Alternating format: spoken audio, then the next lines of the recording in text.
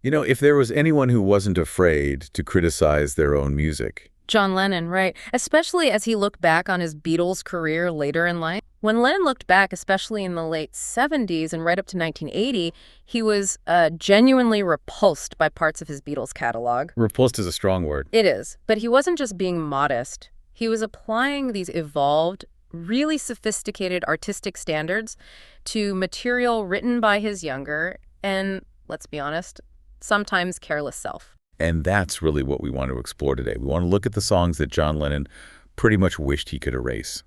Yeah, he used terms like filler, garbage, and lousy. For chart-topping tracks, it's amazing. And what's so fascinating is that his hatred gives us this really clear window into his personal growth. It shows what he valued most. Authenticity. Authenticity, moral integrity. It's the ultimate paradox, isn't it?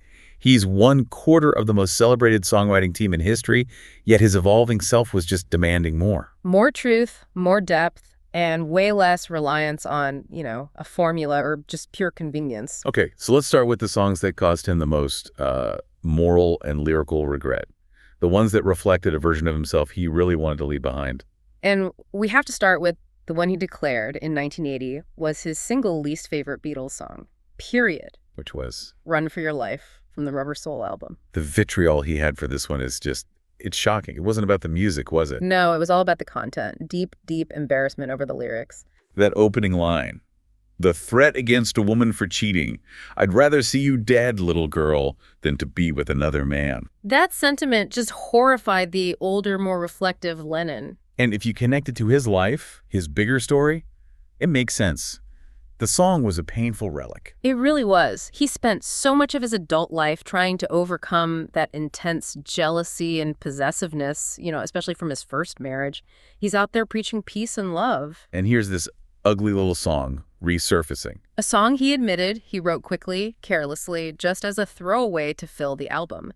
He even borrowed the line from an old Elvis Presley song, Baby, Let's Play House. So it was a sin of emotional carelessness. Exactly. And that lack of artistic intent made it worse for him. It couldn't stand up to scrutiny when he tried to square it with his later identity as a peace activist. It was a failure of the self, set to a catchy tune. Okay, staying on that album, Rubber Soul, there's another one he dismissed, though maybe for less violent reasons. Right. It's only love. His assessment was, again, just characteristically blunt. He called it a lousy song with abysmal lyrics, which is startling when you think about how many fans just adore that whole album. It seems like It's Only Love just failed his standards because it was everything he was trying to get away from in '65. It was. It was just a straightforward, cliche-ridden love song. It felt shallow to him. Especially when you think about what else he was writing at the exact same time. Right. Girl, In My Life, Norwegian Wood. Those songs are complex, they're poetic, they're nuanced. It's Only Love must have felt like a step backwards to him. Like a piece of manufactured innocence. Yeah, that he'd already outgrown. The only thing he ever said was good about it was George Harrison's guitar work. That distinctive, shimmering guitar. The song itself, though, he felt it was creatively bankrupt. You know, that difference between a song that's manufactured versus one that's genuinely created, that's a perfect way to get into our next category. The creative shortcuts. The tracks he hated because he felt like he was, I guess, cheating the listener or maybe cheating himself. And for this, we have to jump forward to the era of, peak technical genius. The Sgt. Pepper album. And the track is Being for the Benefit of Mr. Kite. A fan favorite. So theatrical. But the studio wizardry is what's remarkable. Yet Lennon just dismissed the writing of it for the most basic reason. His confession was basically one of theft. He didn't even try to hide it. He just copied the lyrics almost word for word from an old Victorian circus poster he'd bought. He called it simple transcription, not creation. And what's so fascinating is the clash of effort there. The lyrics took, 5 minutes? Almost no effort, but the production. A monument to studio complexity. George Martin was supposedly playing 6 different keyboard instruments on that one track. 6. What were they? Let's see. Piano, harmonium, Hammond organ, Lowry organ, a Wurlitzer, and a glockenspiel. All to create that dizzying, swirling circus sound. So all that technical brilliance was basically compensating for a lack of soul in the initial idea. For Lennon, yeah. His rule was pretty clear. You can't save a song with studio tricks if the writing isn't authentic to begin with. Truth in the text. That was his thing. Which brings us to another Sgt. Pepper track he just completely rejected. Good morning, good morning. This one he called a piece of garbage. Just straight up garbage. And the inspiration, it's almost funny. It was a Kellogg's Cornflakes TV commercial. That's right. It was on TV while he was having breakfast, and he admitted later, I wrote it because I needed a song. Again, that sin of obligation. But even in a song he despised, you can't miss that flash of genius. But the barnyard animal sounds at the end. It's so clever. He arranged them so that each animal sound could symbolically eat the one before it. It's an incredibly sophisticated little joke buried in a track he thought was total trash. Also, like he couldn't help being creative even when he was trying to phone it in. But for him, just knowing the initial idea came from a cornflakes ad, it just tainted the whole thing. That internal critic was relentless. We should probably give a dishonorable mention to another one he dismissed. Oh, mean Mr. Mustard from Abbey Road. Right. Fans love it as part of that medley, but Lennon... He called it a bit of crap he had lying around from his time in India. The sin was the same, reusing something stale instead of making something new. So you see this pattern where the biggest failures, in his mind, were shortcuts. But the ultimate battle over integrity, it happened years earlier.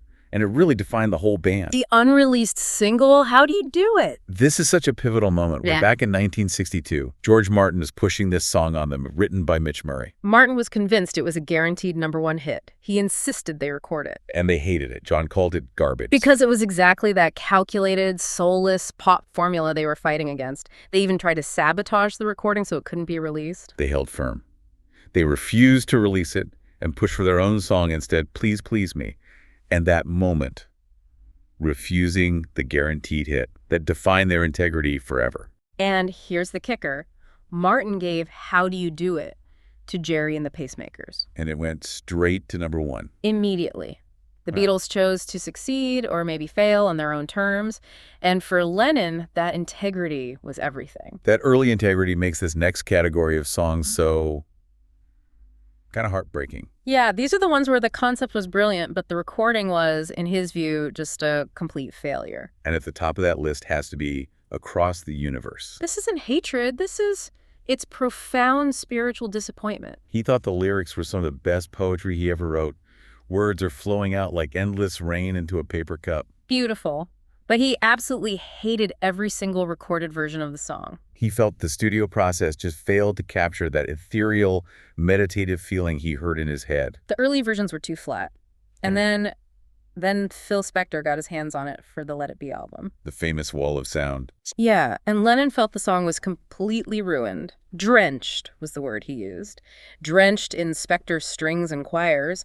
He said they produced a lousy track of a great song. It's like the tragedy of a perfect poem being read badly. That's a great way to put it. The overproduction just betrayed the lightness of the original idea. It really highlights that tension between the songwriter and the producer. And that tension shows up again right at the end of their career on the Abbey Road track, I Want You, She's So Heavy. A monster of a track. Lennon loved that primal, heavy blues riff. It was raw. It was about Yoko. But he had mixed feelings about that long, repetitive jam at the end that just cuts off. He said in 1980 that the ending was a total compromise. The band was arguing constantly by that point. They couldn't agree on how to finish the song. So they just stopped it. Yeah, they chose a half measure that left nobody happy. For Lennon, it became a symbol of the band's inability to communicate and finish something with a single, clear vision. And we should probably mention one more in this section, the Ballad of John and Yoko. Musically, he didn't hate it. It's punchy rock and roll. But he did express ambivalence about it later. He felt it was too focused on his own drama. Too self-indulgent. But the major regret was the narrative it created. By focusing so much on their life together, it kind of reinforced the media story that Yoko Ono was responsible for breaking up the Beatles. A story he spent years fighting. Right. So we move on to the last category. The songs that represent the final chaotic decline of the band. And that means diving into those miserable, aimless Let It Be sessions. The absolute epitome of this has to be the track, Dig It. I mean, can you even call it a song? It's a 49-second jam fragment of Lennon singing nonsense words. He later called it garbage and seemed genuinely baffled that it was included on a major album release. It represented everything wrong with those sessions. No direction, aimless jamming, just misery. was a failure of purpose. Its inclusion really diminished the band's final output. It did. While Lennon would defend Revolution 9 as, important experimental art, he saw Dig It as pure slop. If he could have erased one moment that symbolized the band losing its focus, It would have been that fragment. a painful reflection of the end. Okay, so looking back at this long list of self-criticism, from Run for Your Life to Mean Mr. Mustard to Across the Universe, what does this rejection of his own legacy really tell us about John Lennon? It tells us he never stopped growing. He was never satisfied. His dismissals weren't just him venting. They were a declaration of his artistic evolution. By publicly pointing out the flaws, the lazy lyrics, the poor productions. He was actively rejecting that myth of the infallible genius that the public had built around the Beatles. He was saying, we're human, we cut corners, we fail. And in doing that, he pushed himself toward writing better, more honest songs in his solo career. Exactly. His impossible standards were what made him a genius, but they also left him profoundly dissatisfied. The tragedy is in the songs he never got to correct. He never got to rewrite Run for Your Life with lyrics he could stand behind. And he never got that perfect, stripped-down take of Across the Universe that haunted him. His words on the subject were, well, they were blunt, honest, sometimes cruel, but always authentic. He told us exactly where he felt he failed. And that leaves us with this final thought for you. John Lennon's self-proclaimed garbage, the songs he hated, are still arguably more interesting and layered than almost anyone else's greatest hits. Consider what might have happened to his catalog if he had lived another decade and finally achieved that perfect, stripped-down version of Across the Universe that he dreamed of, free from commercial pressure and studio compromise. Well, thanks for joining us today. Whenever you feel like knowing more about the Beatles, visit us at BeatlesRewind.com. Every day we do something new there. Song reviews, album reviews, movie reviews, book reviews, documentaries, trivia, all things Beatles, every day, 8 days a week. You can find us on the website, BeatlesRewind.com. You can subscribe on Spotify, Apple Podcasts, YouTube, Amazon Podcasts, practically anywhere in the intertubes. The Beatles, all day, every day. Cass, we'll do it again tomorrow. Right. Absolutely. See you then. Until next time, when you listen. Your mind conducts its own symphony.